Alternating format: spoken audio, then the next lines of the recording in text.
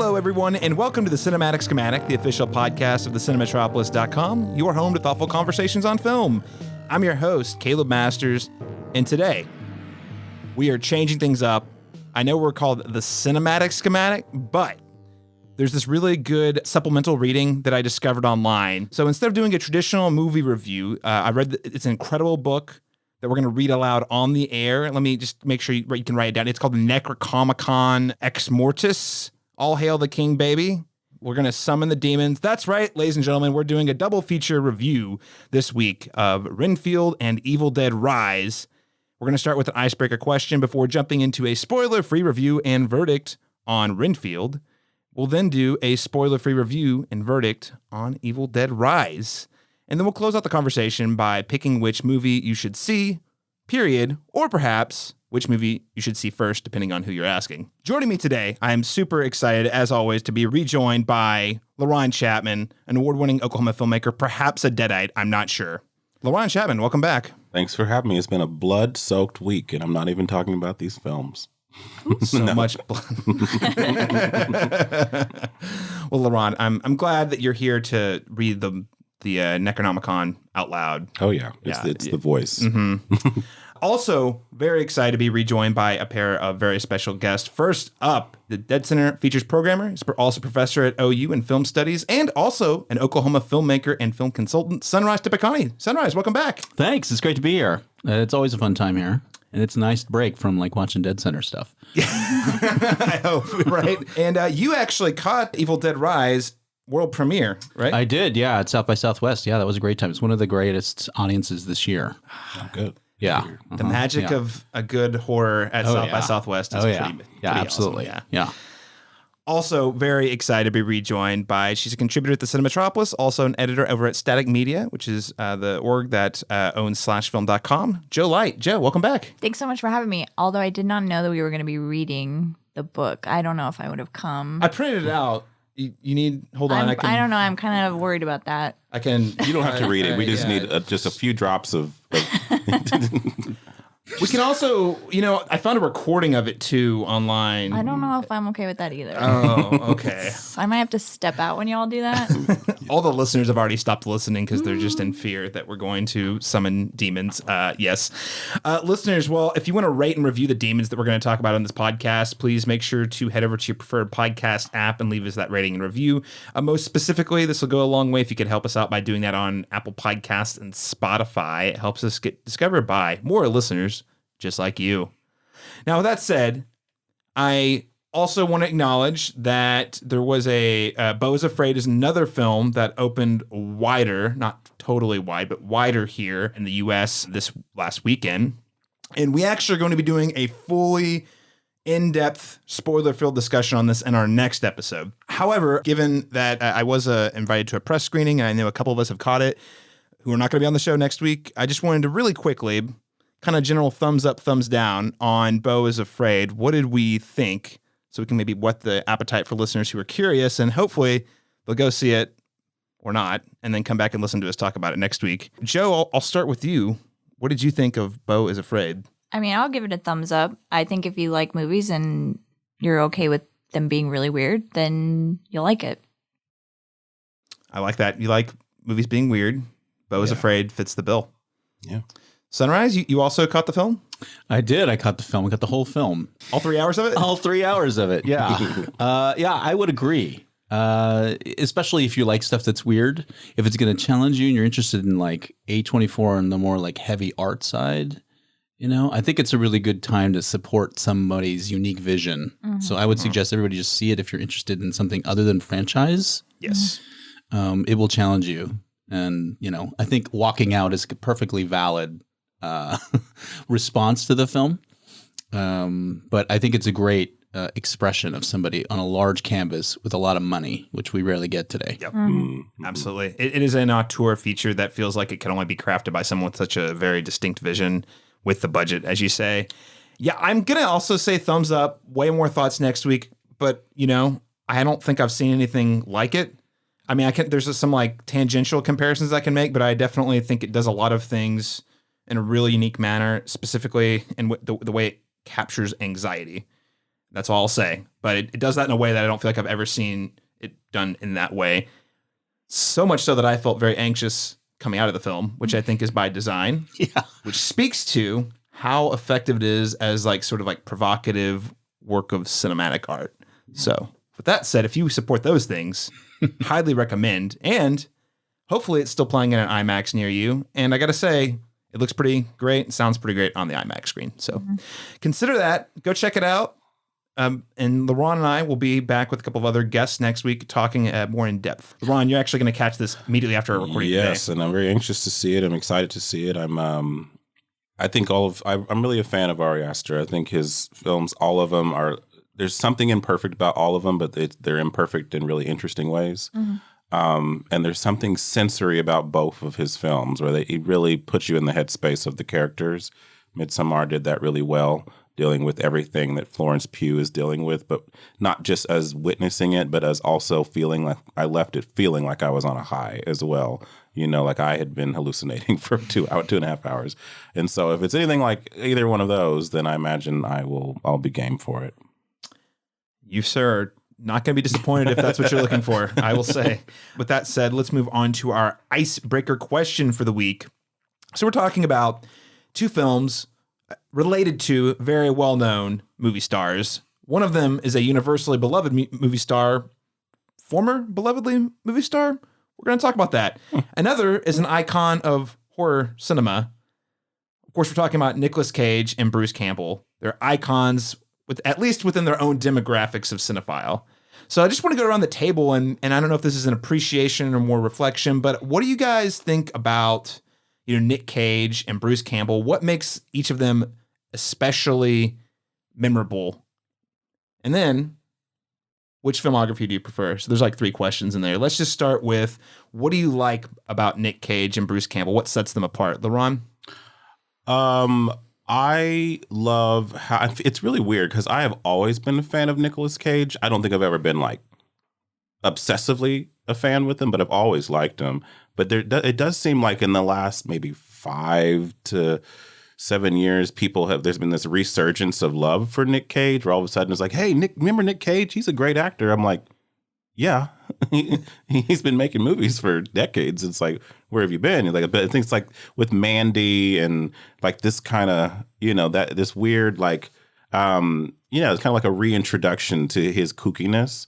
But what I think I love about him in particular, and Bruce Campbell too, but is how uninhibited he is as an actor and how fearless he is to just take risks and do whatever. He commits 110%, even if the project itself is dog shit. Like he's always doing something interesting as an actor. And I think it's because he's not afraid to be imperfect. He's not afraid to be, he's not precise about anything. He's unhinged all the time. And so I love that about him. So, and then with Bruce Campbell, my relationship with him is essentially the Evil Dead series. And I've always been a fan of that. So, and I think he's really good in that lane. I think Nick Cage obviously has a bigger swath of a filmography and has done many different genres. So I would say I prefer him only because he has a bigger breadth of content to mine through. But I'm a fan of both. Yeah, definitely. I wouldn't undersell, though. Bruce Campbell has done a considerable amount of work in TV. Okay. He has kind of his lane in film, but he had 6 seasons of Burn Notice he was on, was the big one. But I was looking at his filmography and I was like, holy cow, this guy's done a lot of TV, probably a lot of voice work in there as well. Sunrise, what do you think? What do you appreciate most about Nicolas Cage and Bruce Campbell? Very similar to LaRon, the fact that they're both uninhibited, the fact that they're willing to go to extremes for the content and what's best for the character, I think. That's certainly the thing that I think people are starting to really appreciate about Cage. Although I think Cage is able to kind of ground it in some sort of psychological realism, whereas Campbell is just willing to just do whatever's outrageous. Yeah. And I think it's Campbell's personality that really sort of shines through over Cage. And that, I guess, if you're interested in like acting, I think Cage is like your guy. But if you're interested in just sort of like what somebody's going to do that you can't anticipate, I think they're both valid. But Campbell certainly has something that like of his own persona that rises up. And that also happens on stage or like in live presence, like he's coming. And I'm sure that's like the reason people want to see what's going to happen. Like you don't know. And he's going to go wherever he's going to go. And I think that's really interesting ingredient to any sort of like film.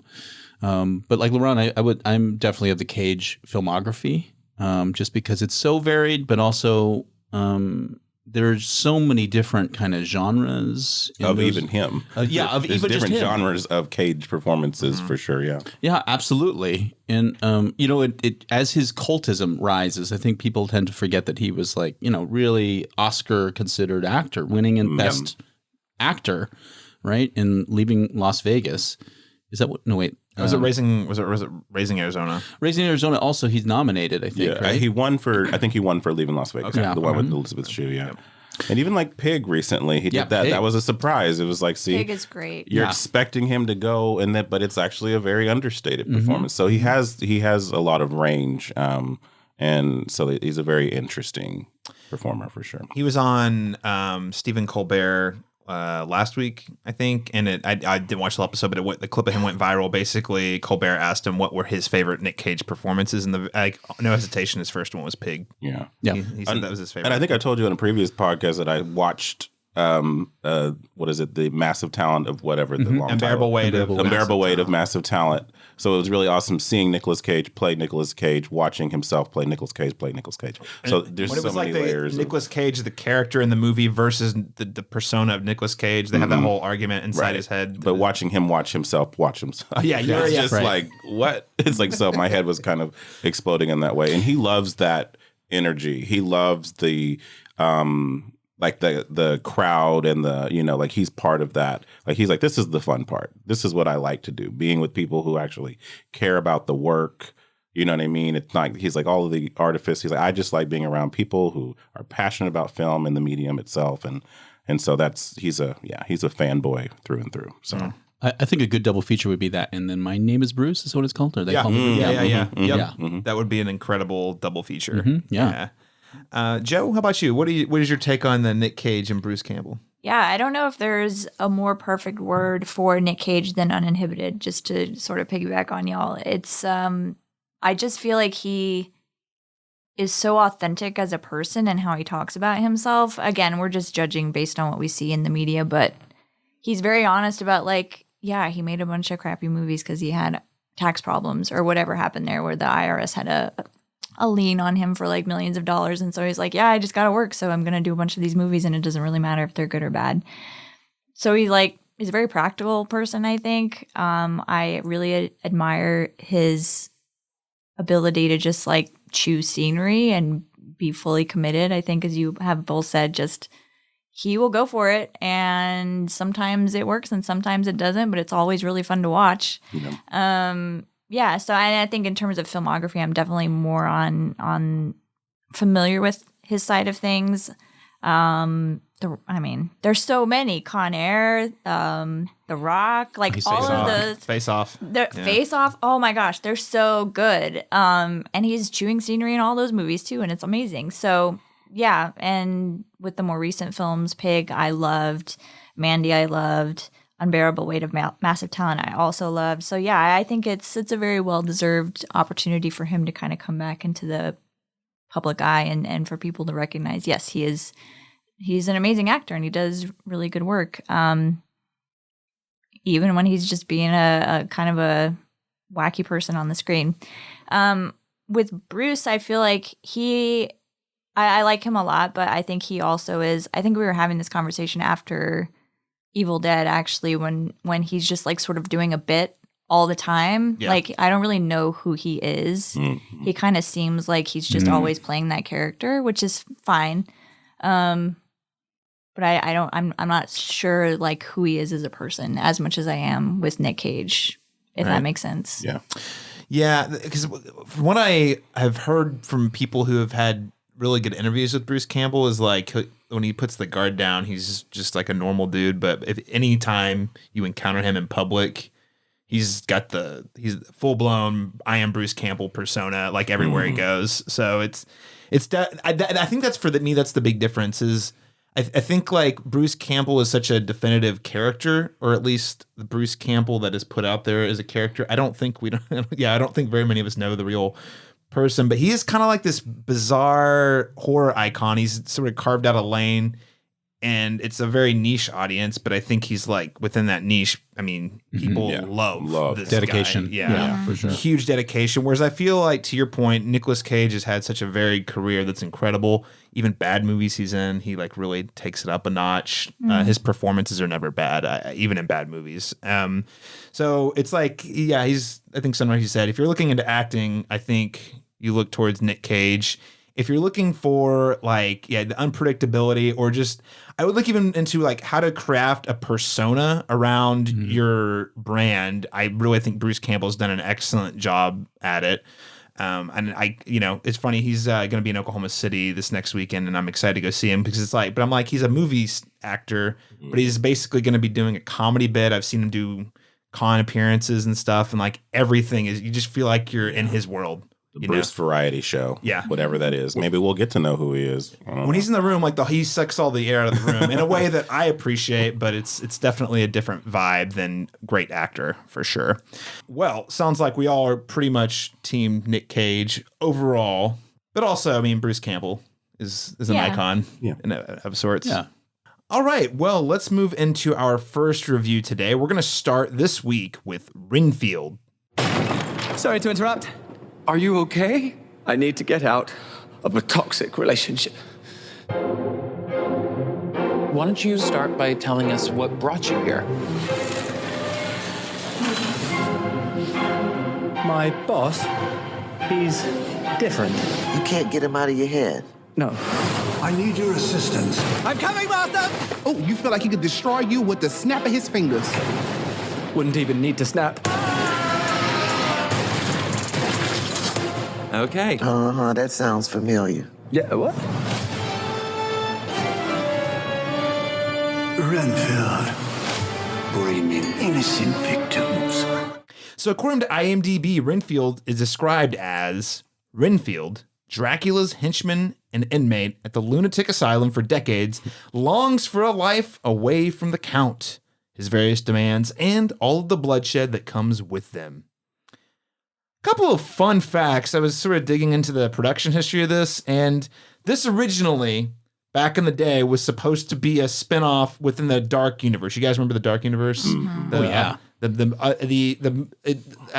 still memed. I love it. I love it every time someone on film Twitter or Instagram brings up the photo of all of them posing, and none of the movies ever happened. But yeah, so this was a part of Universal. Listeners, for those who aren't familiar, they have been for years trying to launch a Universal monster movie cinematic universe like the Marvel Cinematic Universe. And the whole thing tanked. Firstly, there was Dracula Untold, was originally supposed to be the launch pad, but that tanked so bad, they're like, JK, that wasn't the launch. And they were going to launch it with, and they actually put a lot of marketing resources into launching it with 2017's The Mummy starring Tom Cruise, and that movie also tanked gloriously. So this movie was originally supposed to be a part of that cinematic universe, and when it tanked, Robert Kirkman of Walking Dead and Invincible fame went back to the studio and pitched it more as a comedy, which is how we ended up with this film. Also, kind of weird, I didn't realize this. I thought this was like a joke in the movie, but apparently the director Chris McKay still considers this an air quotes quasi-sequel to the 1931 Dracula film starring Bela Lugosi. You can kind of see nods to this in Renfield because they take scenes directly from that movie and replace them with Nick Cage. Yeah. It just is such a bizarre thing because it didn't feel like the movie was an actual sequel. Well, he can consider that if he wants to do that. Yeah, right. So that said, I thought let's kick things off. Let's talk a little bit about our perspectives on vampires in cinema, and I would say, especially in the context of Renfield, vampires that are probably based on Bela Lugosi's Dracula interpretation. Joe, I'll start with you. Like, what is your perspective? Do you like vampire stories? Yay, nay? Yeah, I mean, I like vampire stories. I saw the movie yesterday and found myself thinking, I don't know if this is showing my hand too early, about vampire movies that I would rather be watching at that moment. So I thought about like Let Me In. I thought about Ed Wood at one point, even though it's like not necessarily a vampire movie. But yeah, so I definitely, I mean, I watched all of Twilight. I enjoy all of Twilight. So I can get on board with like almost any kind of vampire. What We Do in the Shadows is great. And this is just was not it for me. Not it. Sunrise, how about you? Are you a vampire cinema fan? I guess I am a cinema fan. I definitely like the 1931 Dracula. I used to think that I liked the other Universal horror films more, like The Invisible Man. I thought I really liked, or The Mummy. But I just like looking at my view history. It's Dracula is the one that I rewatched the most. Yeah, and it's really impressive, like the set design and the performance. They're amazing, despite the period. But the vampire genre in general is really interesting to me, just because it's especially in the Universal canon, it's like this supernaturally grounded genre. And just to clarify it as distinct from like a paranormal genre, where like supernatural's grounded in some sort of like ritual or belief system. So I feel like characters are often struggling with belief, and it becomes kind of like the story of conversion somehow, even in Twilight. yeah. But those things are really interesting to me, how they ground phenomena in some sort of belief system. And that sort of like drives me into some of the vampire films more than those that are, I guess, not grounded in that stuff. So that's always really interesting to me. And then just thinking about how they're different from zombies is like soulless, undead. And like I'm always confused. Like, what's the difference between a vampire, a zombie, and a ghoul? Right. Right. Yeah. And definitely like the vampires relate to this supernatural element. There's like somehow like there's a curse, or there's like a I don't know, a relationship to an entity, a divinity that separates it, I think, from those others. But I think somehow, you know, like they're all sort of related to each other. I think sometimes the vampires control zombies, you know, like in Plan 9 or something. Yeah. Vampires tend to have more agency than zombies, for example. There's some sort of cognitive essence they still have, even the ones that are technically slaves to, you know, their master, whatnot. Right. Yeah, I think in particular with vampires, like I said, they're more intuitive and they have a lot more, they have more of an agenda, you know, as you mentioned, a lot of more agency. Zombies kind of, you know, it's just they become ravenous fiends, you know, at some point. But vampires can communicate, they can manipulate, they can, you know, experience, they can, I want to say they can feel, maybe, you know, depending. Vampires? Depending on, They get angry. They get mad. You know, like, so that's a feeling. Listen, we wouldn't have gotten Blade if it wasn't for jealous vampires. Yeah, and see, that's really, Blade is like, maybe just because of my formative teen year, I don't know, like that was my favorite kind of vampire universe, you know. I definitely like the Bela Lugosi originals. And I think that I actually took a vampire cinema course in college. Really enjoyed it. It was just a fun elective course, but the professor took it very, very seriously. And as you should. And I mean, there is a lot of lore. And as Sunrise mentioned, you know, there's a lot of conversations again about divinity, about commentary on this symbiotic relation it has with religious, you know, undertones, you know, and that the two sides of the coin, you know, sort of thing. And I think it's an interesting commentary on how we deal with and process with our value systems. And it's kind of seems to comment mostly on that, you know, more so. And there's more commentary. It's more rich in that sense, things to pull from than I feel like zombies is more of and I love zombie movies, and then not to take anything away from it. I think that's more a commentary on our fear of like disease, our fear of, you know, I think it kind of birthed out of, even if you look at like the AIDS epidemic or the, you know, that there's a lot of it plays into that, the fear of contagion, the fear of getting this viral thing that will take over you and you no longer have agency, you know? So, but yeah, I quite like vampire films. Yeah. Yeah. I mean, not too much to add to what you guys have said about vampire films. I I like both vampire and zombie films. Ghouls is kind of a weird one because sometimes it's like ambiguous if they're even a ghoul or maybe they're a zombie. They call it a ghoul. Yeah, that line especially gets blurry. Is a ghoul like is it more like, is that like similar, like something ghostly, or they're kind of like, what do we? Did you watch the was it the Jarmusch movie from a few years ago with Adam Driver where he says ghoul a lot? I just think of He just loves you that say word. ghoul and I think Scooby Doo. so it's like I'm like but yeah. Yeah, I mean the thing about vampires is I think like you were saying, zombies tend to represent like almost like a natural occurrence, whereas vampires, I think in my experience, seems to there's more implication in like people. Book of the Damned, like people messing with things they're not supposed to mess with. And there's a motivation to remain immortal versus zombies, which is just the inherent programming. So. And ritualistic too. There's things that they do, very specific things that they do, and very specific things that have to be done or undone, or so yeah, there's a lot like you said more about the lore too. I mean, I won't go to the weeds, but there's just way more. Like zombies, especially, we've seen in the last 20 years how the rules around zombies have been. First of all, there wasn't a ton of rules to begin with, and then from there it's got even with vampires. I feel like there's the Twilights, and Blade actually kind of messed with it too. But there is like a really rich lore you can pull from, and like hundreds of years worth of readings you can do on it versus zombies that I feel like is a little more recent. But Renfield, though, a vampire comedy, you say.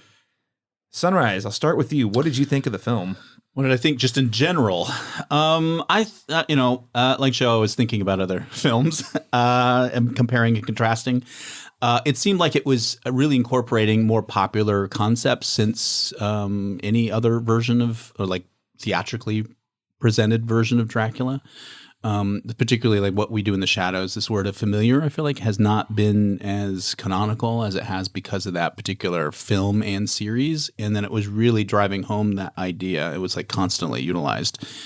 And then it also seemed hyper paranormal, where it was like not related to a belief system. So I was like less interested in maybe the conflicts that are associated with it. And then the things that I expected also about like the soul versus flesh are something that's also kind of missing, maybe just because it is Renfield and he's not a vampire yet.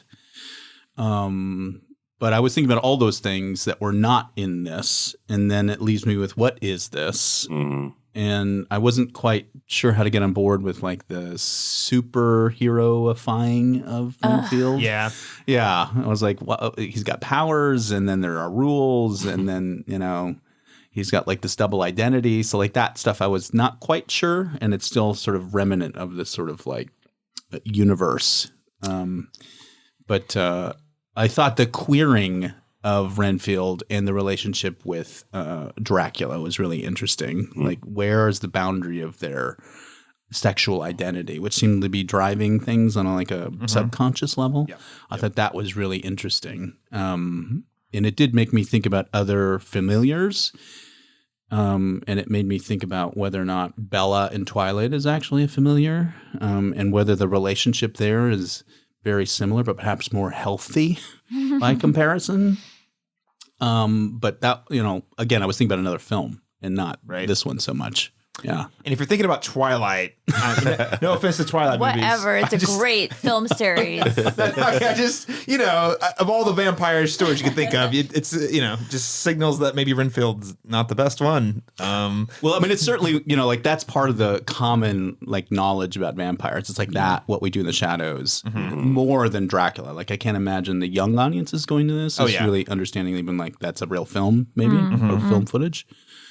Did it feel like when you were talking about what was missing, it really made me just think about how this film it feels like it's based on what people think of as Dracula, but not actually in the lore.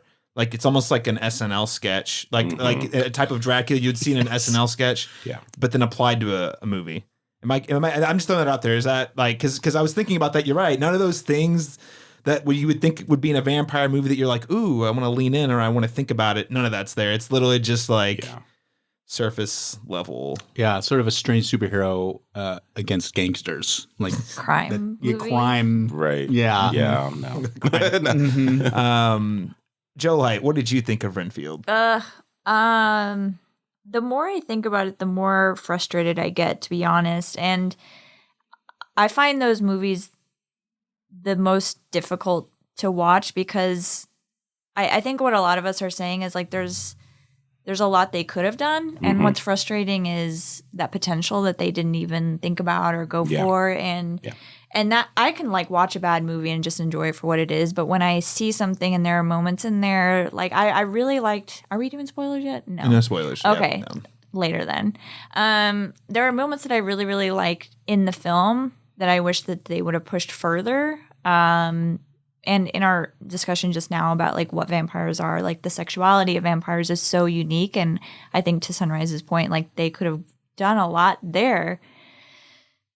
So yeah, just to see like moments that, oh, that's interesting. Why didn't they go that direction or do more there or play with some of these tropes? That's what I found so frustrating about the film. And the way they like muddled it down with like all these other like he's eating bugs and the crime film and like it just felt like movies mushed together. I would really, the other thing that I was thinking about as I was watching is I would love to know what the development process on this film was. Like, was there a draft that was like more straight horror comedy and not as much crime? Like, I just want to know. I felt like a movie that had a lot of like studio exec hands in it. Yes. Like the ADR, like lines that were thrown in, the editing, like, it was just a mess. Yeah. So it was a mess. It was a mess. LaRon Chapman, what's your review? Bloody mess. Not even a bloody mess. Not really. That would have been great if there were a bloody I know. mess. If there was more blood, actually probably would have enhanced this film at least a little bit. I'm sorry. Yeah. No, it's just I agree with Joe. I feel like it's it does feel like heavily produced and heavily over edited. There's a lot of conversations that start that kind of cut like before. Like I think there was more to that scene. I feel like that wasn't the end of that conversation, but whatever. Let's just move along. It's just like so you just don't. I just could never get invested. Long enough. There are little tinges of things I did like about it from like a production standpoint. I do think that Nicolas Cage is doing the best he can with the material he has. So I don't really think he's at fault. He's probably the best part of it for sure. Yeah. I just feel like, they went for broad comedy and, which it's just, it's tapioca. It doesn't, you know what I mean? It's not very satisfying, so, and I wish they had a little bit more specificity in the screenplay because I felt like most of the jokes, most of the humor, everything is going for the easy gag, the low hanging fruit, the most obvious pun that's just like, that doesn't, it just feels lazy, to be honest. So yeah, it's only 90 minutes, but it's kind of a slog because you just... It felt so long. Yeah. Yeah. So...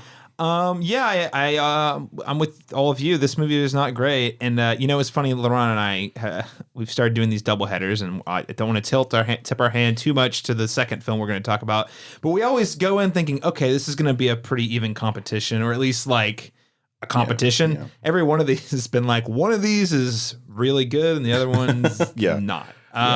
This is the one that's not. And what I mean is like studio meddling.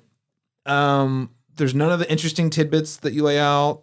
And the things I do like, LaRon, you mentioned some stuff. Like I would just wish this movie had committed, to your point, to something. Yeah. Because I actually thought Ben Schwartz was my favorite performance because I felt like he was the only one who's like, this movie is ridiculous, and just cranked his performance up to a 15. Yeah. And I was like, you know what? And I think Nick Cage did that to a lesser degree in his own way. Mm-hmm. He's also obviously a highlight of the film, but he's not in it as much as you would think he would be.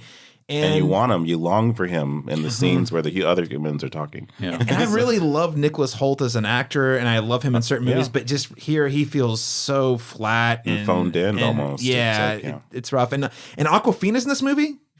Like, isn't it? It's just weird. Yeah, it's just so tonally strange. Like the performances, it's just like big, small, big, small. Just overall, it kind of created a film that there was, I think, like a third of the way through. I was like, we know where this is going. It's not going to be good. There was 2 set pieces in the movie that did kind of lean into the gore a little bit. And that's the other thing. I'm like, well, that actually works. So let's, do that. Make that movie. Yeah, Make that exactly. movie. Yeah. One thing I'll say too is Awkwafina's here, as you mentioned, and I like her quite a bit, especially in dramas. But what's interesting here, or not interesting here, is her whole storyline.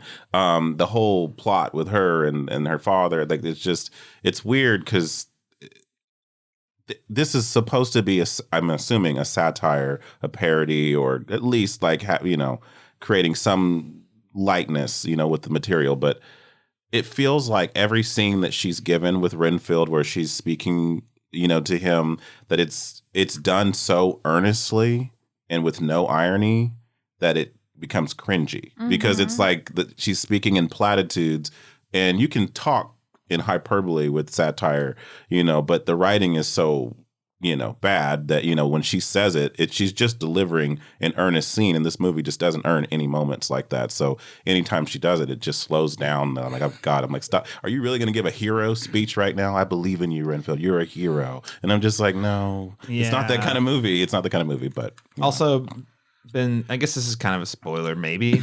At some point, Ben Schwartz snorts a centipede up his nostril. Yeah. He also frequently says, "Do you know who I am? Do you know who I am? I'm Teddy fucking Lobo." Okay. And that's literally, me and Lauren have been jokingly quote. That's like the legacy of the movie for me. Is like his character. And Nick Cage, I think, is giving a fun performance. I just wish there was more of it. Let's talk about Nick Cage a little bit. I mean, this is him playing Dracula. And he recently in an interview said, when Universal calls and asks if you want to play Dracula, you don't say no. So unless you read the script, and it's not good. Joe, I mean, do you think this was a good? Were you satisfied with Nicolas Cage's Dracula? Was it a good turn? I am holding my hands up in frustration. His accent's all over the place. Yeah. I mean, I love him, but the movie just isn't about him. Yeah, and I think that's one of the problems. Is just like he doesn't even need to necessarily be there all the time. Like, I don't know. It just felt like an add-on to me. Yeah. Just because there's all this weird, like, crime, police drama happening. And I don't know. It was just, yeah. I noticed that he was having fun, I think, but I wasn't. So I don't know. It's just really hard. So not even Nick Cage can add a half a star to this review. Okay. So, Sunrise, did Nick Cage, was he more effective for you, or I mean, what do you think? I mean, he was effective. He's the reason to see the movie if you're going to see it. Yeah. But know that it's so sparse and few scenes in between. But there's a great scene in the middle where I think he's like confronting Renfield about where Renfield's decided to take his life, and it's a great scene.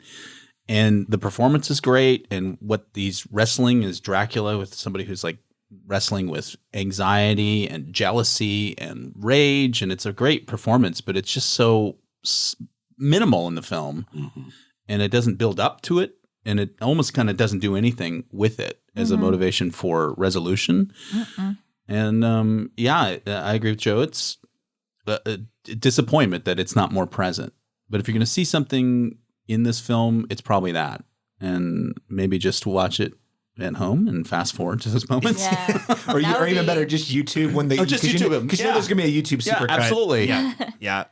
LaRon, last thought on Nick Cage's Dracula. Is this a half star? Does it raise it up for you in any way? Like I don't have any issues with Nick Cage in this. That he's far from the problem I have with this film. But like as everyone's already mentioned, he's barely in it, so I don't know if that's enough to warrant a visit to the theater for this. Like this is something you can watch at home, and if you don't like it, watch a better vampire movie. Yep, I think that says it all. Well, let's move on to letter grades. Once again, LeBron, it's Cocaine Barrel over again. Like the review is like, well, we talked about, and I'm a little warmer on Cocaine Bear than you are, but I understand. But compare, I can't remember what we pitted against on the last one, and Cocaine Bear was the Was the weekend between the two? Right. Yeah. Exactly. Not a fair contest, but it was funny because it's like, well, we talked about it for 15 minutes and we have nothing else to say about it. He does coke and then we moved on. So letter grades. What letter grade would you give Renfield, Joe? I gave it an F, I think, just based on my star rating. So 0 stars. Yeah, basically. I gave it 2 stars out of 5, which I think is like 40%. That is a fail. Yeah. So, yeah, I can't recommend this, unfortunately.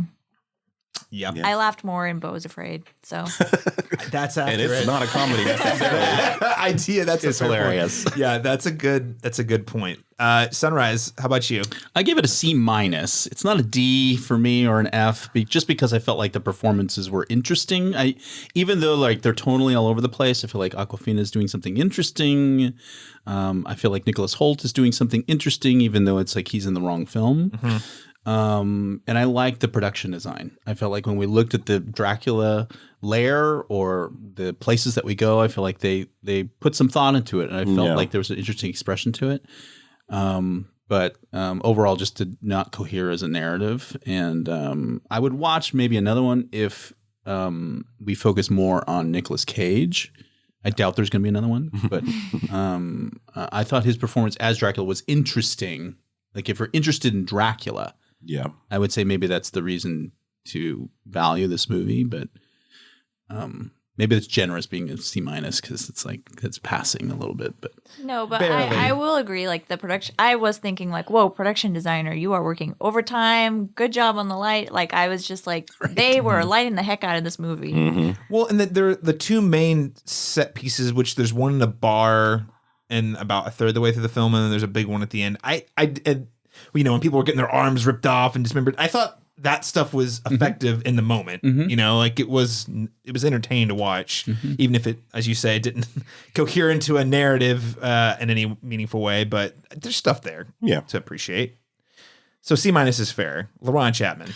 I also went with a C- on this. I don't hate it. I have no desire to see it again, and I think when I was actually pretty excited for this film, going into it, I don't know if I had high expectations for it, but I did expect it to be a lot more savvy and witty than it is. And for me, this felt just very generic, very run of the mill with a handful of people who cared enough to give their performances something of merit, so C- for me. And I still feel like that's generous, but it's I didn't hate it, but it just smacked down at the middle of mediocrity for me.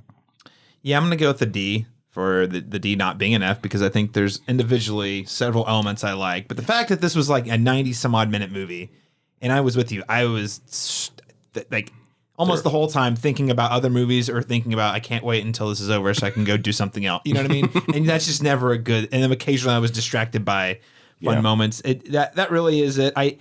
There's so much potential. There was also the whole idea. We didn't even talk about it. He's going to Renfield's going to this Alcoholics Anonymous sort of thing for toxic relationships. There was potential with that idea that they just let flat out. Like, that was in the trailer. It's so fun. I was waiting for that moment. When it plays in the movie, the trailer was so much better. Yeah, exactly. Even the Postmates joke was better in the trailer, and it was like a different line in the movie. Yep. And I felt like that was a highlight, and it wasn't a good highlight of the trailer. But No, what happened? Yeah, what happened? This is one of those where I think the trailer actually does a really good job telling you exactly what kind of who this is. Because sometimes you see movie trailers that are just okay, but the movie's great. That happens a lot. And I was thinking, just given the talent on board and Nick Cage, I was thinking we would get more of the upside, but nope. Yep. So D for me. D for some passable elements, but otherwise insignificant film. What would we recommend instead? Because clearly we anything don't like else. This movie. Anything else? So anything else? Activia commercial. Activia commercial. Oh no. Okay. Sunrise, kick us off here. What would you recommend? Well, I would say What We Do in the Shadows is probably what this film wants to be. Yeah. So either the show or the film. If you're liking Nicolas Cage, you should probably look at Nicolas Cage as a vampire in Vampire's Kiss. Yes. Yeah. Yeah. Like that's fun and enjoyable. Otherwise, if you just want Nicolas Cage going crazy, I would suggest Mandy with like the similar color and like the tone and the outrageousness. And it's just a better time, really, for kind of like the genre, maybe. Absolutely. I think those are spot on recommendations. Joe Light. Those were mine. So I'm just going to second both of those. I love Vampire's Kiss. And Flick's Brewhouse actually played a clip from that. I had it, which was, I think, a bad move because then I just wanted to watch that movie. Yeah, they definitely did that. And Lauren, my fiance now, says we should just go watch that. Yeah. And I haven't seen it. So good. So, LaRon Chapman, any other recommendations you'll throw out there? I also said What We Do in the Shadows, either iteration of it. But one that I might be reaching a little bit here, and I don't think this movie ever strived to be this, was Paul Morrissey's Blood for Dracula. When I did vampire cinema, that was one of my favorite of the... It's campy, but there's still artistry to it. You know, like everything is done very... On the artistic side of things, it's still there. You can, but it's also has that dark undertone, and it finds a delicate balance between being an art house film and also being a film that's kind of commentating and being comedic about the tropes that involved with it. So that would be a more highbrow recommendation if you like vampire films. I think there's a wealth of vampire films. That's a great recommendation. I'm going to go a totally different direction. You guys have already said it. I had both Mandy and What We Do in the Shadows on my list. I'm going to throw out, if you just want a mediocre vampire movie starring someone you really like, Day Shift is now streaming on Netflix, starring Jamie Foxx. Yeah. And I had fun with that. It's not great, but it's on Netflix. You can watch it at home. Your expectations are modest. It's a better time than Renfield. I also random, but also another vampire movie that I just feel like is generally underappreciated. That had a really cool concept. I don't know if the movie was great, but the concept and the cast was great. Daybreakers from 2009, 2010. Mm-hmm. Not perfect. Ethan Hawke. Yeah, Ethan Hawke. Yeah. The vampires have basically taken over the planet. Mm-hmm. A lot of interesting ideas that no one else has ever done anything with that in that setting, at least. Yeah. So that's sort of like sci-fi. A little bit. Yeah, mm-hmm. It feels like in a good way. Yeah, right. It feels like one of those made-for-TV sci-fi movies, as in the concept is that high. It's like, vampires have taken over the world. They've succeeded. The humans are literally farmed out, except they actually had a budget and real movie stars. Mm-hmm. Ethan Hawke, Willem Dafoe. There's a lot of other folks in that movie, but cool movie no one's seen. It's got vampires. I don't even know where it's streaming, but Daybreakers. Maybe check it out if you're curious for vampires. All right, well, let's move on to the second film we'll be reviewing this week, Evil Dead Rise.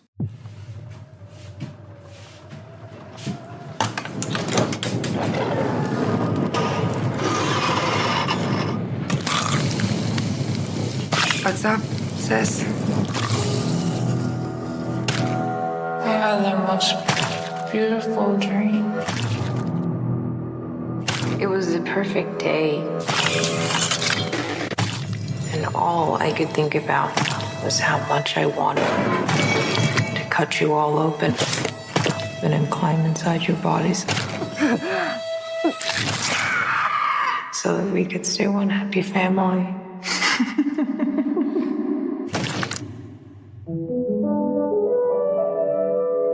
When I was just a little girl, I asked my mother, what is this, Danny? I found it. what will I be?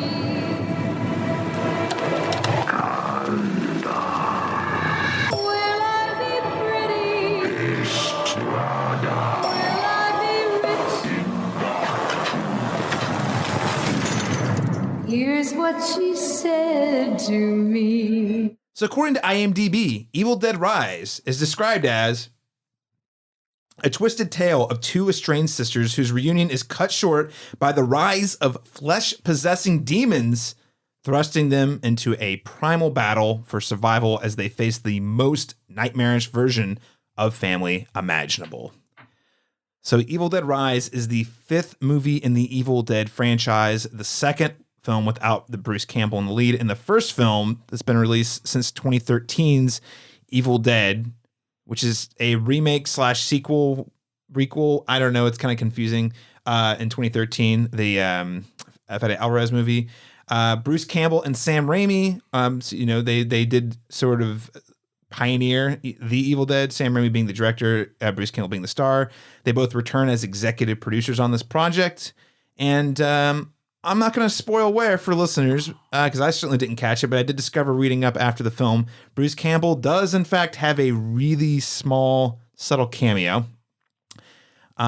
This also has the distinction of being the first Evil Dead movie not set in a cabin in the woods, removing Army of Darkness, which is kind of ish. It's in the franchise, but it's doing its own thing. And I didn't realize this. Also, this was originally supposed to be released on HBO Max back when AT&T took over. This was slotted to be one of their direct to the streaming service movies. And then once the Warner Brothers Discovery merger was completed, they opted for a traditional theatrical release, and I just read the report this morning. The movie's tracking to come in at $23 million for opening weekend against a budget of anywhere from $15 to $17 million. So good call. Good call, Warner Brothers Discovery. Evil Dead is a franchise we have not talked about on this podcast, really. So, Laurent, I'll turn it over to you. I mean, what is your relationship with the Evil Dead franchise? I love it. I've gone through this series multiple times. And I think Evil Dead 2 is probably my favorite, the one that I revisit the most. But yeah, I have a really good relationship with this. I probably saw it way too young, but I mean, I guess I turned out the right age. Or just the right age. I mean, I turned out okay. I mean, yeah, I'm here. Yes. It's like, but no, I enjoy it quite a bit. I think it's one of the Scream is my first love always when it comes to horror films, just because that was probably the first one I saw, at a young age. But in terms of consistency, and with horror franchises, I think Evil Dead and Scream are probably pretty close neck and neck in terms of consistently banging out quality content where that we didn't go off on 45 different tangents like with Halloween or Friday the 13th, where we go to space, we go to hell, we go to, it's staying pretty contained and overall of quality with each entry. Mm-hmm. What did you think of the 2013 Fede Alvarez film? I said all that to say that I was actually not a fan of the 2013 entry, but I really do want to revisit it because after having multiple conversations with people, they're like, if you go back and watch it now without the expectations you had going in, you might have a different perspective. What I did like about it was I did love the production value. I loved the dark, bleak, like it immediately got me from a visual aesthetic standpoint. But what I always loved most about the Evil Dead franchise was always that insidious dark humor. Like it's comedic, but it's also disturbing. And I just felt like the 2013 iteration, and probably by design, was just humorless for me. And that's the fun aspect. I like to have the blood and carnage with the dark joke.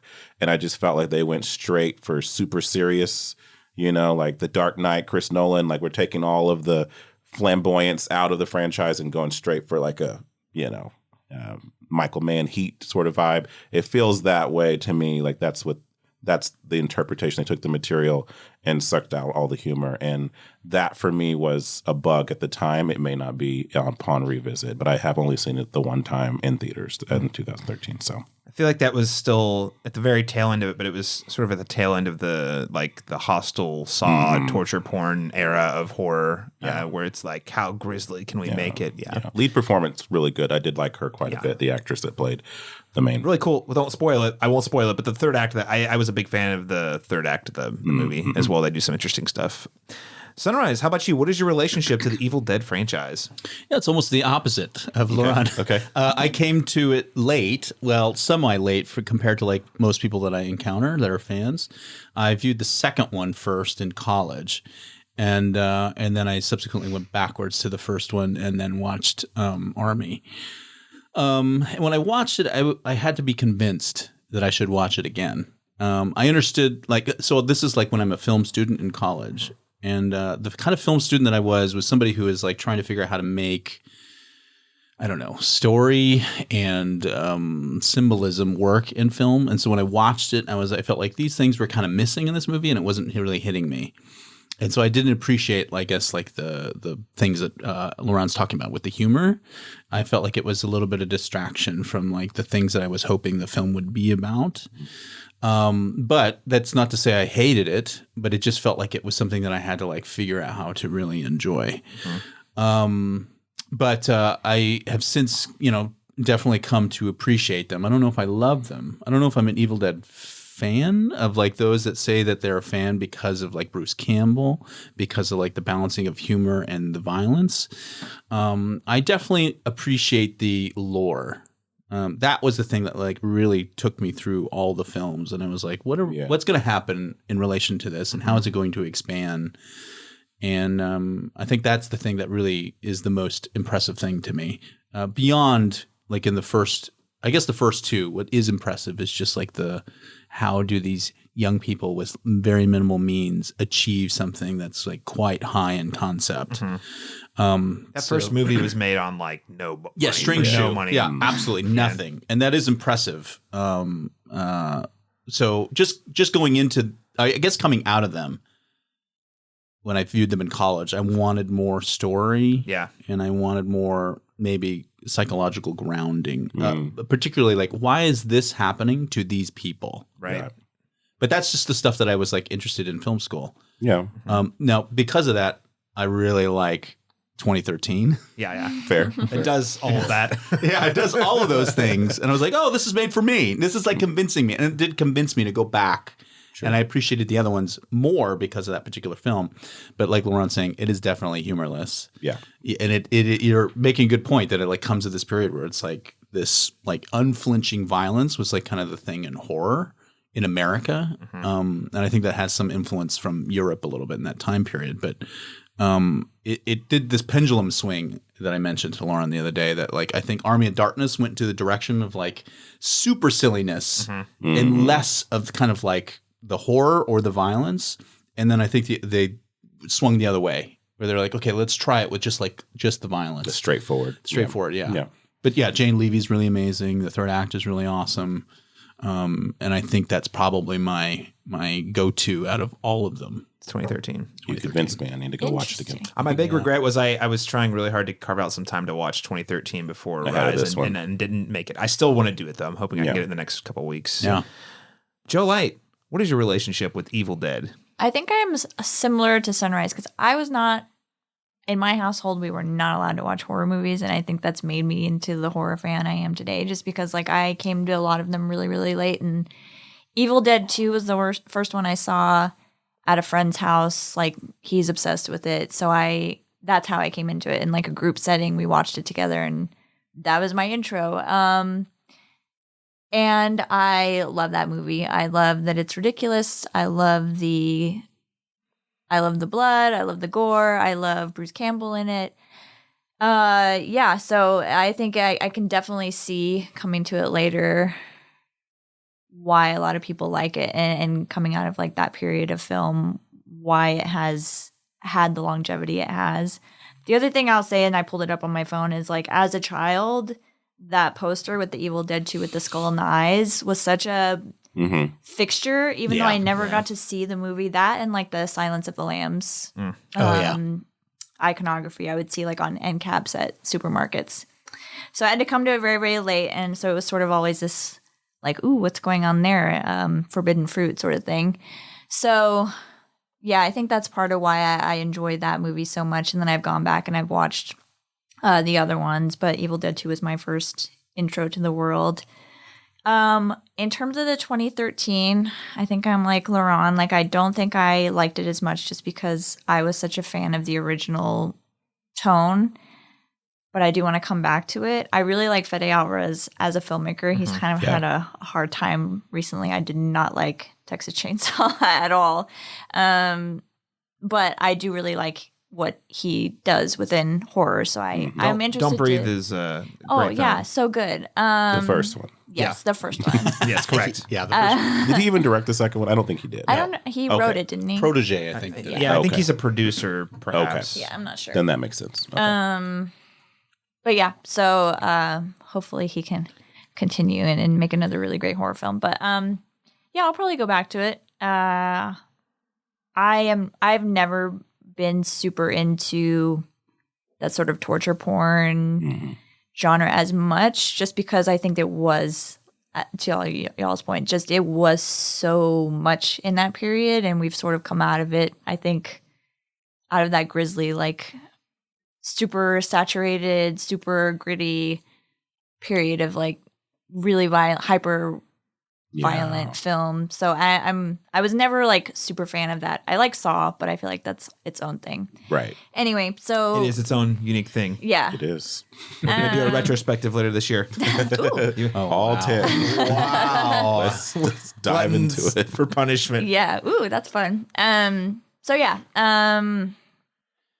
I really like I like it when the violence is more toward the camp, more toward like cover them in blood, and it's more like just funny than actual I gore. think with violence in particular, like I'm a horror fan through and through, but I don't like senseless violence for the sake of senseless violence. Yeah.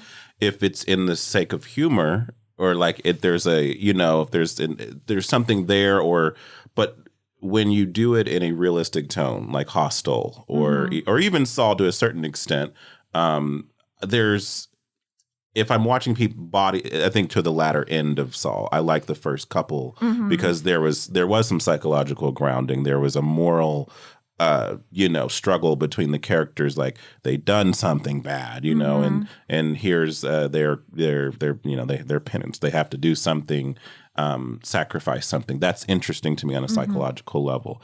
But to watch someone be run through the ringer, and there's just no hope. They're hopeless, and there's no. It feels that is 2013 does in fact feel like a hopeless. That is hard for me. That's a hard watch for me. So, and I feel like a lot of that period of film too is focused very with it being like a final girl. It's usually like a lot of sexual violence too against women that I never really.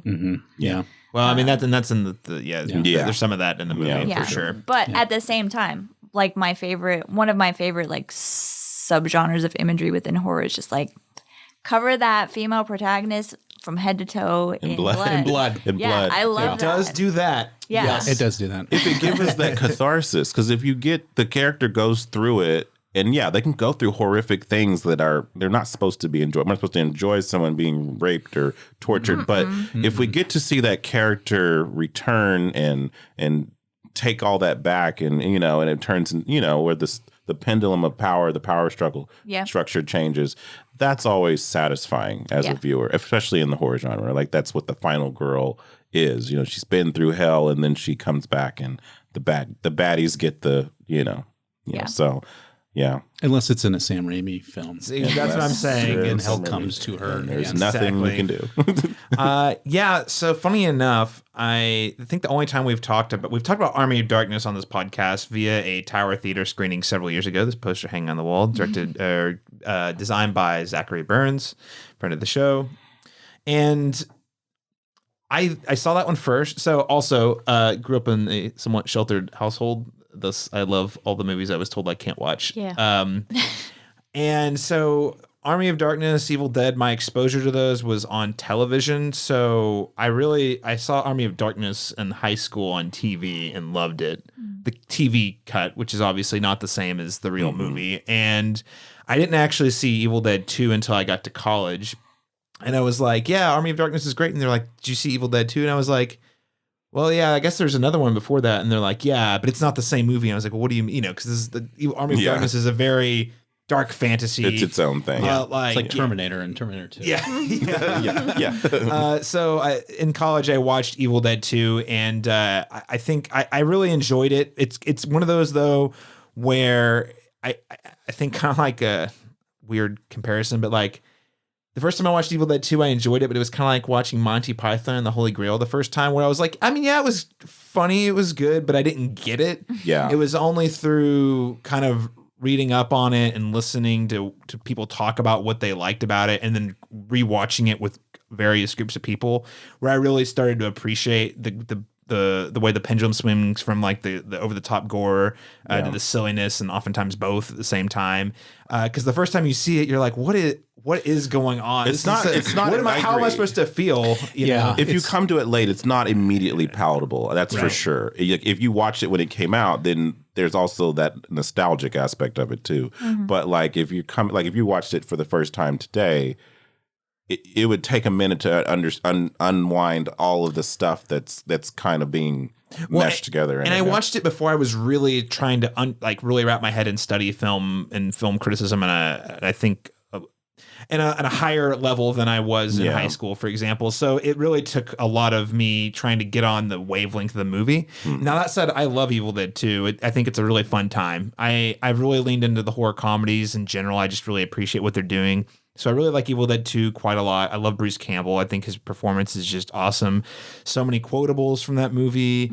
I mean, the scene with the hand is just really great. And I also love it now. It's like a meme. But like, you know, no, I wonder if kids understood why all the adults were laughing in Doctor Strange when Bruce Campbell was just punching himself, you know, as a nice little nod. So I love all that about it. And then I watched the first film after the second film, and I was like, yep, there's a reason I watched the second film. And again, it's one of those where I appreciate what it did because it was made for virtually no money. It was a passion project by Sam Raimi, and we wouldn't have gotten these other films had he not done that one. Yeah. But I also feel like that's the one that definitely feels like you go to this for historical reasons. Yeah, not because it's like I enjoy it. Now, I don't want to knock if people enjoy it. That's great. 2 is definitely an elevated version of 1. Exactly. Well, that's the thing. 2 does basically 1 plus more. Yeah, 1 with more of a budget, with more of a like, okay, we're investing in it a little bit more, and more of an identity too. Yeah, it knew exactly what it wanted to be. Yeah. So it's a long way of saying the Evil Dead. I feel like the evil, unless you grew up with it, I do actually think that, you know, sometimes you put this out there too. I do think it's an acquired taste. Yeah. I think you actually have to, if you don't come to it early, you kind of have to really wrap your head around what is it that people like about these things. Yeah, and one thing that keeps coming up is that like watching with other people or like taking other people's opinion into the fact, I think helps reinforce the strength of the film. I definitely think you have to watch this with other people. Yes. Yeah.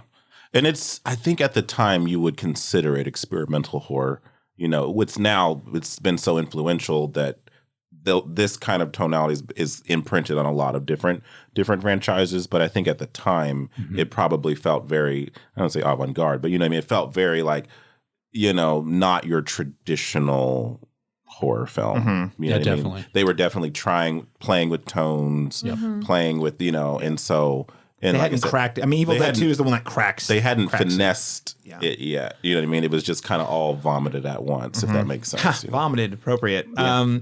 I did like 2013's Evil Dead. I think, Sunrise, to your point, I remember hearing the pitch from, I think it was Sam Raimi and or Bruce Campbell. I can't remember. Somewhere on the internet, I heard them talking about, they're like, we're going to make a movie like the one we wanted to make, but if we actually had the resources and money to do it. Yeah.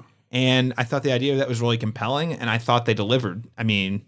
It's gruesome, it's mean, it's harsh, but when you really boil the plot down, I mean, those movies are pretty, like, the premise is pretty intense. Like, you're talking about summoning demons from this Book of the Dead, like, and all these crazy, awful things, the worst imaginable things that could happen to you.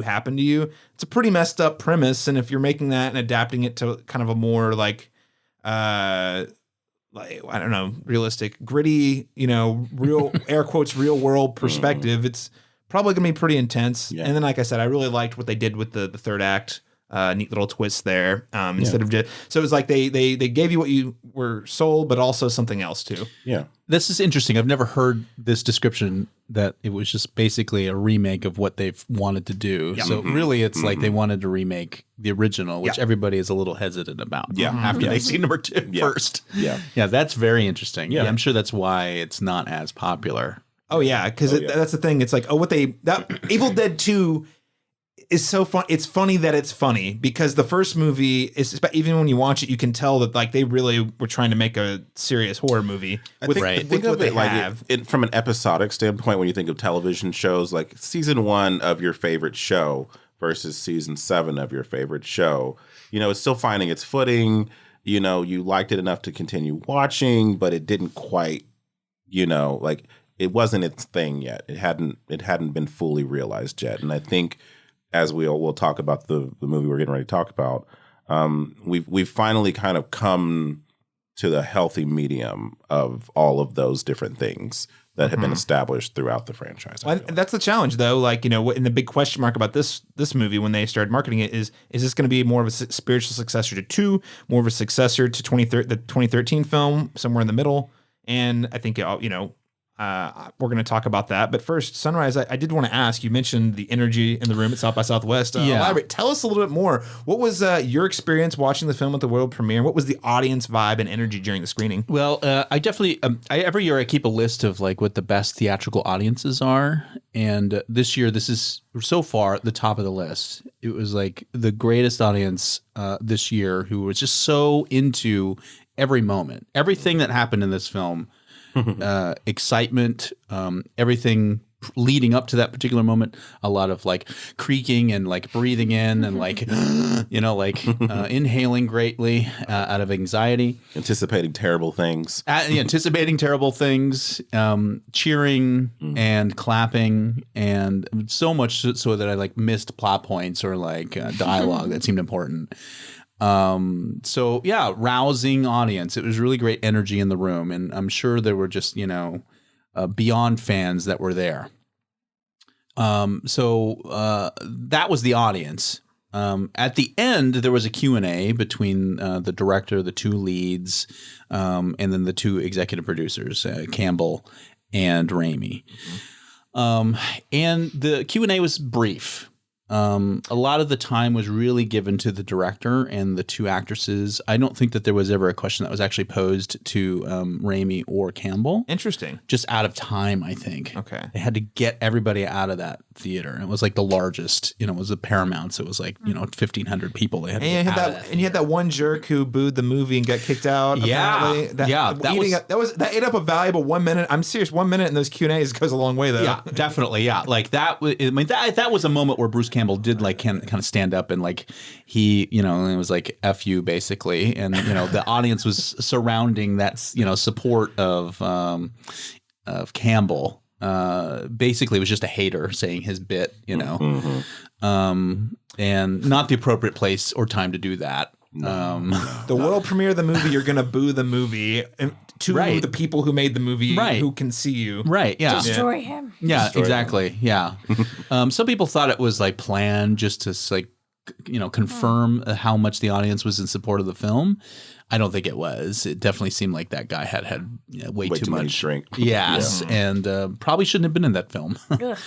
But yeah, just like a lot of talk about family on set, and that, you know, it was like a 9-week shoot, and maybe 9 days toward the end they got COVID. Oh no! You know, so they got to spend time and bond with each other. So it felt like a healthy set. You know, and they definitely emphasized all things considering. All things considering, yeah, it seemed like, you know, they had a good family environment on set, but other than that, not too much that was revelatory, other than just the fact that the audience was willing to stand up against this one particular hater.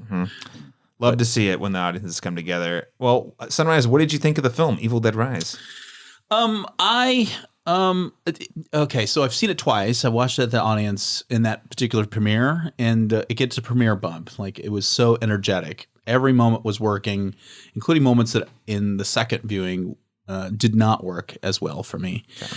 I felt like I really got the things that I was wanting from my claims about whether or not there's some story. I feel like the bonds between the siblings was really interesting to me. The performances were really great from the 2 leads.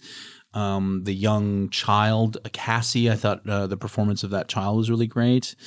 I thought like it was having difficulty trying to balance the tones that maybe people were wanting. There are moments that it does go into kind of like almost verging on humor. but I feel like it was not quite as successful as it could have been.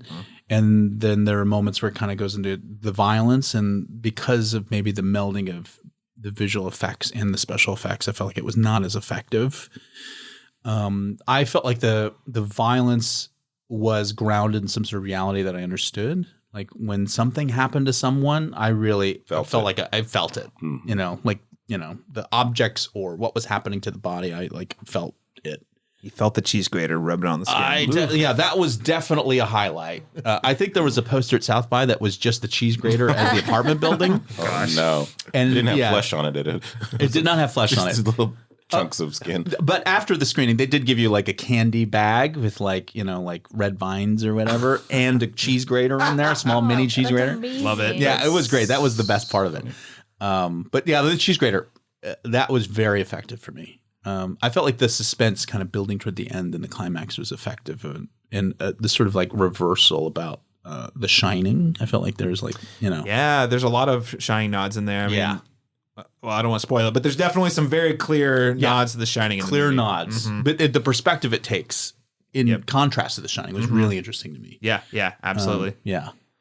It's very enjoyable, I will say, ultimately. There was something I felt like was always keeping my interest: the performance, the form of the violence, the story, the lore, with a little couple things that I felt like could have been refined a little bit better. But overall, I had a good time. Pretty positive with some minor caveats. Yeah. All right, Joe Light, what did you think of Evil Dead Rise? With this one, I have liked it more and more since we saw it on Thursday. Like, I just keep thinking about how fun it was. I think our audience was also obviously not a South by audience, but really, really fun. I mean, it's all, I think I could say it's pretty much everything I would want from a horror film. I think that it without getting too much into like the spoilers or anything, but it does, I think, develop the story as much as it can in a limited amount of time in that first act. They establish like interest for each of the kids, so you at least know like one thing about them. I feel like it's very economical storytelling before it gets to what it knows everybody wants. Everyone wants to see like the possession, and then we get into the wildness of all the middle of the movie. So yeah, I really, really liked the way it approached the new setting. Also, I mean, there are all the little things that you have to sort of figure out as a writer. Like there's an earthquake, so they're trapped. There's no electricity, so they can't get out. All those little things you have to figure out. I felt like all of that worked pretty well, as sort of ham-fisted they have to be in that scenario, because I really like the setting. I really like that fresh new environment for them. I really liked all the performances. I thought, just to echo Sunrise, like I think the physicality of the mom was great. Like she did an amazing job. Her name Terrifying. was Alyssa Sutherland. I looked her up. Yeah, I thought she was amazing. I just loved every time she was on screen, and her like possessed form was just really, really fun. A+. Yeah, I really, really enjoyed her performance. I really liked it. I thought that just to compare it to Renfield, it didn't feel like it was meddled with. I felt like they came in and they had a very clear idea what they wanted to do. They had a solid draft. They went with it, and they made a really good movie. So yeah, I really, really enjoyed this film. More than I thought I would, to be honest. I wasn't expecting very much. All right, that's good to hear. It's always good when it exceeds your expectations. Unlike Renfield, you know. LaRon Chapman, what did you think of Evil Dead Rise? Yeah, so this one corrects what bugged me about the 2013 version of it. There's just enough bleak humor here that they don't overdo it. They could have gone maybe a stretch further, but it's okay. They heard me. The universe heard me. They put it back in. I was like, can you just take this part of this and put this part, and then and they did all of those things. I don't think this reinvents the wheel in any type of way. I don't know if it advances the franchise in this extraordinary way, but it's like they utilize the modernity of this story, and like take the things that we liked about it. We get a little callbacks, little nods to the things we loved about the original ones. But it finds a perfect, for me, a good balance of the things that I really did like about the 2013 version, and then the things that I like about the franchise in general. There's enough of that in here. So this is the buffet, if you will, where I have everything on my plate, probably a little too much, but but I get a little piece of everything that I want, and so I was very satisfied with it. And I echo the two lead performances. Even the actress that plays the sister, I think, is also very good as the final girl. And I really I didn't think I would enjoy the change of scenery. I was like, that seems a little too much like a hotel or an apartment complex. I don't know. But they made really good use of that space. And you really do feel the hindrances of they can't get out of this tiny little, and it could be stagnant and could be uninteresting, but they find a way to still make it visually interesting. We get the shaft scenes, you get to see that there are nooks and crannies, and they utilize that space very effectively, I thought. So, and the gore is there. We get all the gore you want. If you're going for that, they deliver on that. And I think the third act is for me, the tail end of the second to the third act is probably the strongest element for me of the whole movie.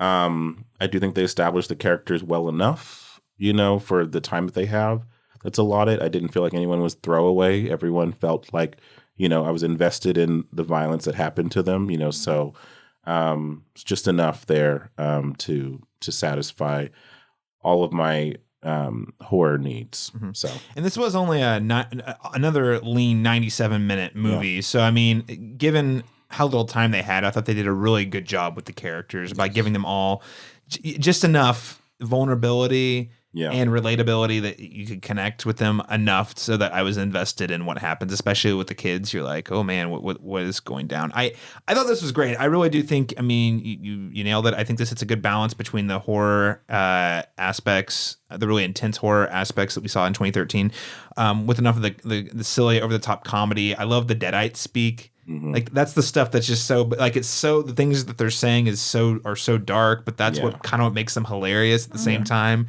Just little bits like that I felt like was missing really landed well with me. I also thought, one of the things I like the most about it is the camera work here. They have some 2 or 3 really inventive shots. They utilize a peephole in a way I don't think I've ever seen it done in a horror, at least not that I can recall, or at least recently, where you're like, oh, I've never seen this, especially like in an Evil Dead movie, but I've never seen someone use a peephole like this in a film. There's a lot of really clever, the way where they put the camera. They maximize this very kind of small space. Yes. Yeah, it never feels claustrophobic. Yep. More split diopter shots than I've seen in a really long time. Yeah, totally. But I like those. Yeah. They're kind of old fashioned if used incorrectly, but I liked them here. Yeah. Yeah. It's overall, I think, just a top notch production. I think this is the first one that I feel like it was heavy enough to give me the thrills of a horror movie, but light enough that it kind of felt like a ride. So I don't know. You guys were talking about some of the mythology and the horror iconography. When I go back and rewatch this, because I will, that's the stuff I'm more interested in. Because the first time I'm like, I feel like I just got off a roller coaster, like in a good way. Sure. Where you're like, oh, I just rode through a fun house of horrors, and it was awful and terrifying and fun. And once I got done, I was like, let's do it again. But yeah, I think this is a great step for the franchise. It also feels more as mainstream, accessible as you could make an Evil Dead movie. I think they hit the balance pretty well. Yeah. So overall, we think this is kind of like a hybrid between the old and the new. Sunrise, you kind of mentioned having some modest reservations about maybe some of the tonal consistencies. Do you see them being able to move forward with this in a positive way? Oh, yeah, I definitely think so. Yeah. If they're going to keep going, it feels like there's a way that they're trying to find a balance, what you're talking about. Like the speak is something where the humor, I think, is the strongest in this film. There are moments where it's like in the peephole for some reason. The stuff that goes on in the hallway, I thought, was like the weakest when it came to the tone. It felt like they were still trying to figure out how to manage how some of the violence might be humorous, or how the interactions between humans and through this the tiny demon. lens. Yeah, there was something that I wasn't quite sure about the humor of it there. But yeah, it felt like it was a good direction. Like the fact that everybody was hesitant, I think, about this new location and it expanding, I think it was working. Yeah. But I feel like the attitude and the personalities of the demons, the Deadites, I feel like they are probably it feels like it's going in a new direction. It feels like it could expand into something more. And I feel like if they were to do something, I feel like that I'm anticipating that's where it's going to go. We're going to learn a little bit more about those personalities. It's more subtle because, like, I think in the old ones, it's so hammy, like it's theatrical, almost. But here, it's like they just deliver a chilling line, very deadpan, and it's like, oh, you nervous laughter from it because So what they much said is nervous so laughter. ridiculous, but it's also like, it's also very disturbing. So I liked that approach to it. I think it works a lot more, and it makes sense. I think as this franchise does become more modern, and we're trying to satisfy the people that like this franchise, but then also, there's people who just like horror movies are just going to attend this because it's the new thing, and making sure that we're appealing to both sides of this, both demographics, if that makes sense. Well, I do think if they are going to make more of these, and we'll see. I mean, it took them 10 years to make this one, but Sam Raimi and Bruce Campbell have indicated that they plan to make more frequently, every couple of years. If they do more, I do think giving the Deadites more distinct personality and I don't want the motives to be too clear, but clearer motives, I think could help them draw a through line in these movies. Whereas otherwise, it's just sort of who found the book this time, where and when, So there's a lot of potential there. Joe, I mean, what do you think?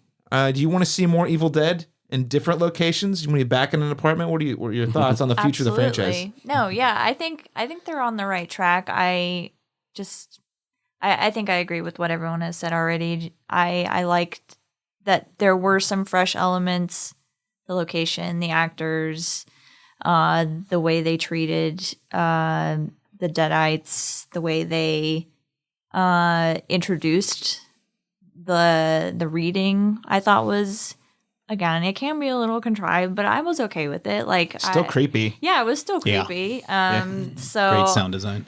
Oh yeah, sound design. This is great. Oh the yeah, whole movie, awesome. So yeah, I think there's plenty of room to play. I think that they can do a lot here, and I would watch it. I mean, I'm one of those little ones that I'm going to show up regardless. Right. Well, my thought is, if this is the fourth one they've done that it's using that specific formula, because I'm removing Army of Darkness, which does not adhere to the it's its own thing. Yeah. I'm like, well, at this point, we could just say Evil Dead's its own subgenre, which is, hey, the plot or the formula is there. Hey, these people find this book. They, for one reason or another, read from the book. It summons Deadites. Things go crazy, and your protagonists have to figure out how to get out of it if they can't get out of it, right? And I'm like, well, just take that, and I don't know. Maybe this is the lazy way out. There's probably better ways to do it, but like, LeRon, you and I were talking about this in relations to Mafia Mama, which you did not like, but also you're like, oh, but I believe that there could be, there's a space for formulaic. This could have been a good movie. Yeah. This premise could work. Formulaic isn't equal bad, I guess is my point. Yeah. If it's done well and if the filmmakers can really innovate within that sandbox of that Our formula. good friend Brock Lay, didn't he say something like, it's not about reinventing the wheel, just sometimes you can just, like, what is it, change the rims on it or something?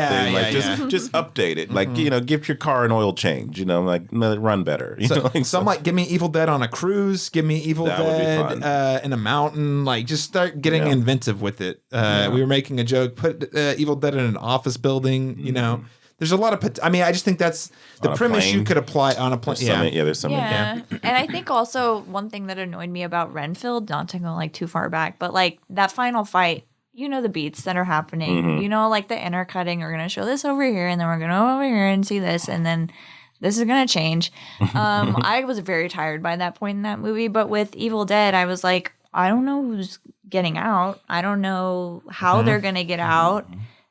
I don't know what we're going to see visually before the end of this film. Like, I would much rather go in a situation like that, regardless of whether the beats are a little bit familiar. Yeah, there's great visual suspense with like the what happens in the end. Like, I feel like it's alluded to in the book, but you're still like, how is this going to play out based on what I'm seeing? You know, and there's stakes. Like, I mean, they actually they're not afraid to brutalize children in this. I was like, well, the kids are going to be fine, right? Yeah. Well, and that's the thing. Well, when half of the cast is the kids, you're like, how's this going to go down? That was another thing. I'm glad you brought that up. There's only 3 characters in this movie. Like, unless they're going to start hacking off children, I don't see how anyone's going to. And I think that's what makes this even more like more it's scarier and more intense, because in all the other Evil Dead movies, it's like all these schmucks who should have known better read the book anyway. This, it's like this. The teenager just discovers the book and does what teenagers do, which is, I'm just gonna see what happens. Yeah, you know, exploring. It's a dumb decision, but it's a kid, so you're like, you buy we're it not more, like we're not like hitting the kid over the head. Like, kill that kid, he's stupid. You know, like it's like we understand. Like, there's a curiosity there, and you're like, oh no, they have no idea what they're about to awaken. You know, so It worked. It worked that way. I had a fun time with it. I would take what we said this about the D&D movie later on. I'm like, I'll take like 5 more of these. Just make sure you're putting in the work to be experimental and fun where you can. But like, I think and I hope we get more of the D&D and less of the Mario. But Mario made so much fucking money this year. I'm pretty sure we're gonna get more Mario's Mario. not going away. Mario's I hate to number 1 at the box office 3 weekends. Oh yeah. It's made a lot of money. A lot of money. Fortunately, it's a monkey's paw situation. Yeah. The kids like it, and I guess they're people too. I know it's because they need a cinema too. That's true. No, I'm all for kids movies. It's that it's an Illumination Studios movie. Yeah. Okay. Anyway, different podcast. Go check it out. Last episode. Let's get to letter grades on Evil Dead Rise. Joe Light, I'll start with you. What letter grade? Why are you starting with me? I guess I started with you last time. Yeah, I'll give it an A. I mean, I think I would give it an A. Especially for horror people. If you like horror, if you are okay with gore, go see it. Yeah, I'll give it an A. I think it's everything that you would want from a horror movie with some like pretty solid writing, new visuals, good production design. Yeah, I'll give it an A. All right. Going for an A. LaRon Chapman, what letter grade would you give Evil Dead Rise? I think this is a really good example of what it is without being like it its own thing. You know what I mean? Like it's just a really good genre exercise. So for me, I wouldn't call it a classic or anything like that, or it's changed horror cinema for, the better or whatever. But I just think it's a good example of what we like about these kinds of movies. So for me, I'm going to say a B+, a solid B+ is where I stand with this. But with a lot of replayability on it. Sunrise? Yeah, I think I initially put a B-, but I feel like I'm being convinced to go more toward a B, just because it seems like the people who are more fans of Evil Dead are like really liking this. I had a hesitation about whether or not I could like suggest this to fans of my friends that are Evil Dead fans, just because I felt like the humor was not as stronger in this one, which is what I was expecting maybe from you, is that you wanted more, but it seems like it was working for you. Yeah. Worked enough. Yeah, worked enough. Yeah. I feel like this, maybe like Dungeons and Dragons that you guys mentioned, is that it's like good for an audience that's both like fans of the series and then fans that are vaguely familiar or are being introduced. I feel like this is a good introduction film. I thought what was really interesting about it was just the symboling drama. And I feel like that it grounds it in a way for people who are not interested in the violence. I think the violence is creative and the horror is very interesting in this film. So I feel like if you're fans of that, I feel like it's going to be a good film. And then it sounds like if you're an Evil Dead fan, it's going to work. So yeah, I'd say so. I'm also going to give this a B+. With the kind of the caveat being, I might give it an A after I watch it the second time, because I do think this is 97 minutes. It's lean. It's got dramatic stakes, people I can really invest in. There's enough there that I know I missed from a mythology perspective. Like I really want to go back to the scene where you like learn about the book, because I'm like, I know I missed something, and I really want to go back and catch it. So this could go all the way up to an A for me, just because I laughed, I was scared, nervous laughter, legitimate laughter. A little bit of bias. We did see it with some friends. We had a friend group who we called hashtag no significant others because all of our partners were like, nope, not going to that. That just naturally, literally everyone said our partners were not about it. And so I was like, well, then we can all go see it without them. See it without them. And so that there's that experience bump of, hey, we saw this in a theater with friends. And then the other people who were in the theater also, we saw it at the earliest show you could see it on a Thursday. So it was like Thursday at 7:00. So everyone who's watching it really is invested in going to see it. Yeah. So it just made for a great time at the movies. B+, I'm really looking forward to seeing what they do next with the franchise. I hope it's a lot of fun. Lastly, what other media would we recommend alongside Evil Dead Rise? LaRon, I'll start with you. What came to mind that I really liked was kind of a reimagining of the same kind of material was the most recent Hellraiser. Because there was another one where you take something that's beloved and you add a lot of modern sensibilities to it. You change the setting a little bit. There's, but it also kind of plays with the lore a little bit more, and I thought that I was a big fan of the most recent one. A lot of people were hesitant because it didn't have they changed the gender of the main character, and I didn't think I'd like that, and then I was into it. I thought they were very creepy in that role. So this worked for me in the same way that Evil Dead worked for me when pairing it with what came before, where it has enough of the old with a path forward, in a new direction to explore new things. So Hellraiser now streaming on a Hulu. On the Hulu. Sunrise. That's a really great one. Yeah. It is a great recommendation. Yeah. Great movie. Yeah, that is that's a great version of it. Mm-hmm. And then a series where it seems like they're really struggling to figure out how to make that work again. Trim the fat and just go right here now. Just go this way now. Yeah. I think it was good, and I haven't seen all the Hellraiser movies. I've seen 5 of them. I don't know how many there are. That's enough. I think I've seen around 5. As long as you've seen the first. If you've seen, I've definitely seen the first 3. But it's just one of those where I feel like it's nice that they were able to step back and reevaluate what would this series look like if we put it out today in a meaningful way, and what would the themes and ideas look like in 2022, 2023. I kind of equate Hellraiser to the Nightmare on Elm Street franchise a little bit. Like the first one's iconic, and then as you get a little deeper into it, it's like not all of these are good. In fact, most of them aren't, but all of them are interesting. And I say the same thing about Nightmare on Elm Street. Some of them are not good, but there's some cool ideas in some of those sequels. So that's a good way to describe them. There's always sort of this experiment because you've already got like a genre. You've already got this sort of like template of things that could happen, and then you're going to explore where to go. Mm-hmm. Yeah. I don't know if it's good, and I haven't watched it in at least 10 years, but I really liked The Dream Child growing up when number 5. Yeah, sure. Just a lot of interesting visual choices. Yeah. I don't know if haven't watched it in a while. It's probably not good, but it is I think interesting. I like the Dream Warriors one. Dream Warriors. I think that one actually is probably good. Yeah. I think. Yeah. Now, New Nightmare is definitively good. Yeah, it's so great. Yeah, it's a proto Scream. Yes. Yeah. We are getting off track, though. Yes, we are. So let's bring it back. See all these movies, guys. See all the movies.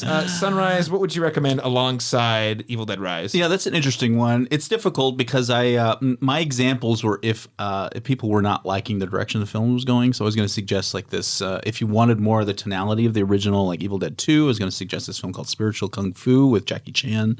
It's really great, sort of like demons and kookiness, and it sort of feels from that time period. But there's just the reimagining of a franchise and the sort of like successful entertainment and really great performances, interesting story that is not related necessarily to like ghouls and lore. I would say Mad Max Fury Road is very similar, and it's like execution style, its intensity, and the enjoyment. It's not really along the lines that you would think, but that's what I would suggest maybe. That is another. What was it called again? The original suggestion, Spiritual Kung Fu. All right. By Lo Wei. It's got Jackie Chan in it. It's really kooky and fun. Okay. Yeah. Must see. Yeah. Mad Max is an interesting comparison because that's another movie where it's like it feels kind of like a ride, but that's part of what makes it super easy to rewatch. And like that's why I'm eager to go back to this, because Mad Max, like I assume Evil Dead Rise, there's like a lot of different ways to read it, a lot of little pieces to pick up on. Yeah. I think there's different perspectives that enter the film through. Like if you're thinking, how does this character play out, and what is their perspective? I feel like it's very similar. Great recommendations. Joe Light, what would you suggest? I'm going to go a little more on the nose and say Cabin in the Woods. That was a fun one. Just a really fun exploration of that entire genre and how silly the situations can be and how unaware the characters can be. It's just a really fun sort of satirical look at that whole world, I think. I love that movie. Try to rewatch that one at least once every couple of years, if not every year. Yeah. It's also plays with its setting a little bit too. Yeah. We're in the woods, but there's also something else happening. Yeah. You know. Also say Sam Raimi's Drag Me to Hell. Drag Me to Hell. It's a fun, lean 90-minute Sam Raimi. Yeah. That was actually my recommendation. I was going to recommend both Darkman and Drag Me to Hell on the Sam Raimi side, just if you're into more Sam Raimi films. I mean, the obvious ones are, if you haven't seen the other Evil Deads, go watch those. But I really think Drag Me to Hell feels like Sam Raimi as the director kind of perfecting that. I want another one of those. Yes. Yeah, definitely. Yeah. Please give me Drag another Me to one of Hell those. also. Yes. Yeah, there you go. I'll also throw Drag out me back to it. Drag Me Back to Hell. Justin Lin, round 2. The Exorcism of Emily Rose, I think, is a great film if you want something that really is leaning a lot more into the actual drama. I just think it's a very underrated Scott Derrickson film. Also a video game, The Evil Within. If you've played the original Resident Evil 4, it's from the same game developer. His name is Shinji Mikami.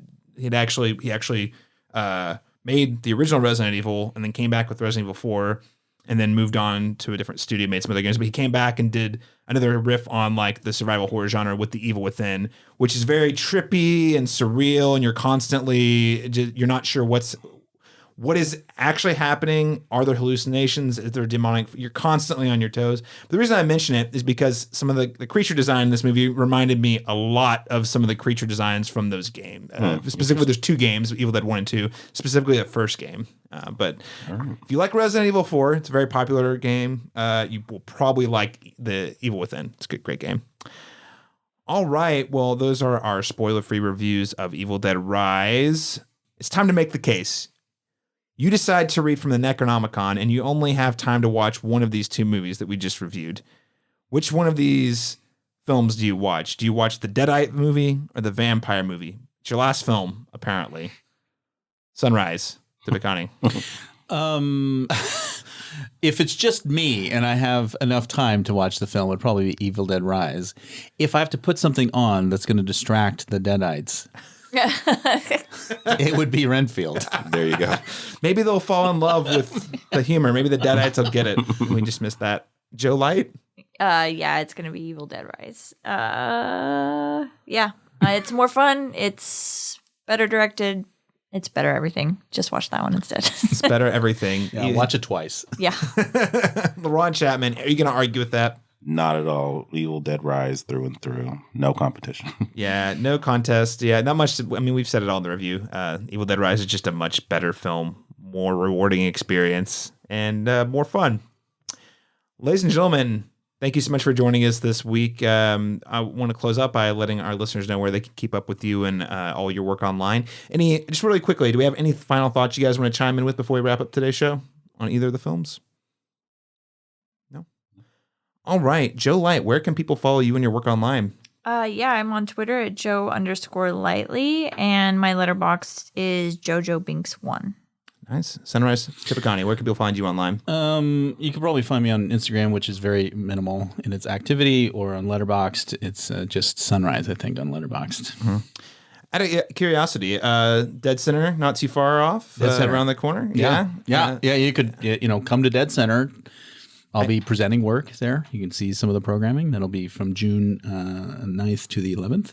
Of course, Laurent will also be there. I will also be there working as well, presenting films, moderating films, and celebrating independent, local, and broad cinema. So we're Very excited excited about that. Yeah. You guys are both awesome. So glad you're part of the team. Always look forward to both of your introductions to films. It really does enrich a lot of the experience. So thank you all for the work you're doing over there. And thank you for your time today. Laurent, where can people follow you online? You can follow me on Facebook under my name, Laurent Chapman, or if they want to follow my Letterboxd reviews, you can follow me at black_Cinna_man. Awesome. And of course, listeners, you can keep up with me on Twitter, Instagram, and Letterboxd, all at C Masters Talk. That's letter C Masters Talk. Letterboxd, I've been pretty diligent about getting reviews up for each week, every movie I see. Twitter, mostly the reviews plus random Succession gifs and memes these days. And then Instagram's just mostly fun photos. Like the photo we took for this podcast. And of course, if you want to learn more about the thoughtful conversations on film we're having, we have an essay going up this week. It should be live by the time you're listening to it, from Daniel Beaukemper about the movie Beau is Afraid.